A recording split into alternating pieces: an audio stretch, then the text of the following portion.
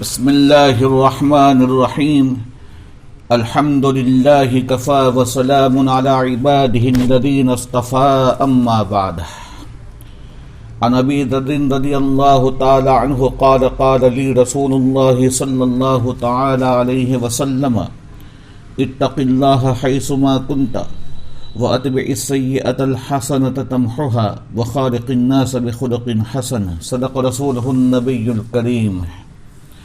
بزرگان محترم، برادران ملت، گزشتہ کل کے درس اور سبق میں تقوی اور اچھے اخلاق کے تعلق سے چند باتیں بیان کی تھی۔ آج دوبارہ بقیہ باتیں بیان کی جا رہی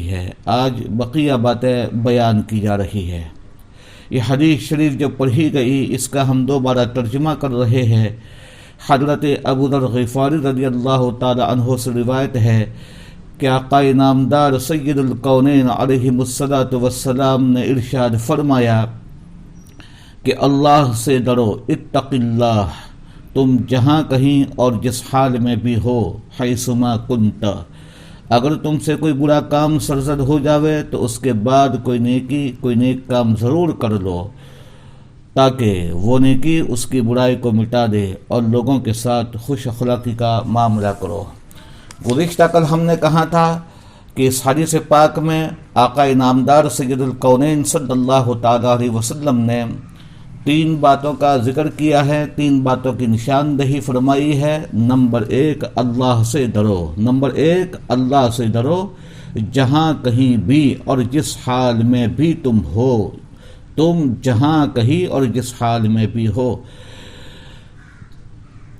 اتق اللہ کے بارے میں ہم نے کچھ باتیں گزشتہ کل بیان فرمائی تھی، آگے ہم بیان فرماتے ہیں تم جہاں کہیں اور جس حال میں بھی ہو۔ اس ٹکڑے کا مطلب یہ ہے کہ تمہیں خداوند تعالیٰ سے ڈرنا کسی خاص جگہ، کسی خاص حالت اور وقت پر موقوف نہ ہو۔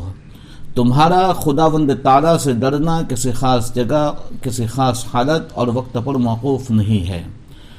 تم چاہے جلوت میں ہو، خلوت میں ہو، نعمتوں سے مالا مال ہو یا مصیبت زدہ اور تنگ دست، اسی طرح رات دن کی کوئی سی بھی گھڑی ہو، اللہ تبارک و تعالیٰ سے ڈرتے رہو، اس بنا پر کہ رب ذوالجلال ہر نقد، حرکت، قول اور عمل سے باخبر ہے۔ وہ جس طرح تمہاری ظاہری باتوں کو جانتا ہے اسی طرح تمہاری پوشیدہ باتوں سے بھی خوب آگاہ ہے۔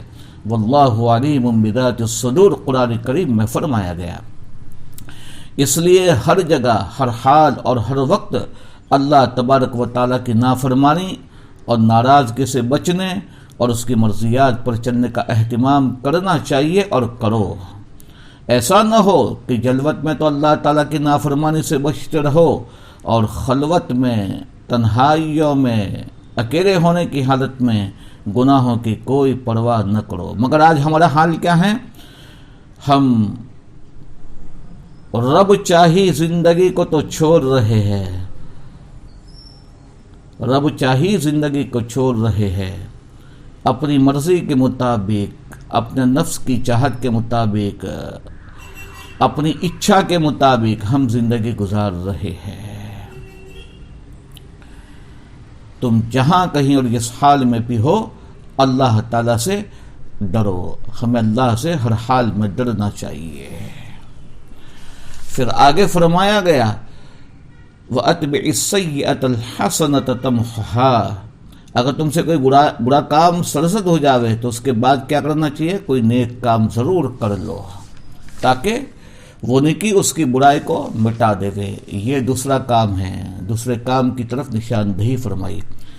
انسان ہیں، فطری تقاضے کے اعتبار سے برا کام ہو جاوے، گناہ کا کام ہو جاوے، چھوٹا بڑا گناہ کا کام ہو جاوے تو اس کے بعد فوراً ہی لگے ہاتھ ہی نیکی کا کام کر لینا چاہیے۔ حضرت داؤد طائی ابو سلیمان ابن نصیر کوفی کسی قبر کے پاس سے گزرے تو ان کو قبر میں سے آواز سنائی دی کہ قبر والا کہہ رہا ہے، الم ازکی، الم اصلی، الم اصم، الم افعل کذا، کیا میں نے زکوٰۃ نہیں دی، کیا میں نے نمازیں نہیں پڑھی؟ کیا میں نے روزے نہیں رکھے؟ کیا میں نے یہ نہیں کیا وہ نہیں کیا؟ یہ کس پر کہہ رہا ہوں؟ تم جہاں کہیں جس حال میں بھی ہو اللہ سے ڈرو۔ فرشتوں نے جواب دیا بلا یا عبد اللہ ولكن اذا خلوت بارسته بالمعاصی ولم تراقبه۔ کیوں نہیں اے اللہ کے بندے، بے شک تم نے یہ سب کام کیے مگر جب تو خلوت میں ہوتا تھا تو ڈڑائی کے ساتھ گناہ کا کام کرتا تھا، وہاں تجھے اس بات کا کوئی خیال نہیں رہتا تھا کہ حق تعالی شانہ اس خلوت کی حالت میں بھی تجھے دیکھ رہا ہے۔ اس لیے ہر حال میں اللہ سے ڈرنا چاہیے۔ برائی ہو جاوے تو نیکی کا کام کر لو فوری طور پر۔ وخالق الناس بخلق حسن، لوگوں کے ساتھ اچھے اخلاق سے پیش آنا چاہیے۔ اکمل المؤمنین ایمانا واحسنهم خلقا، اللہ کے حبیب صلی اللہ علیہ وسلم نے ایک اور حدیث میں فرمایا گیا۔ بہرحال اس حدیث پاک میں تقوی کی تاکید فرمائی گئی ہے۔ تقوی کا اہتمام ہر مسلمان کو کرنا چاہیے، تقوی ہی کے اوپر پورا مدار ہے۔ پوری شریعت کا خلاصہ اور نچوڑ میرے عزیز و دوست اور بزرگ کو تقوی ہے۔ پوری شریعت کا خلاصہ کیا ہے؟ خلاصہ اور نچوڑ تقوی ہے۔ اللہ تبارک و تعالی ہمیں تقوی والی زندگی عطا فرماوے، آمین یا رب العالمین۔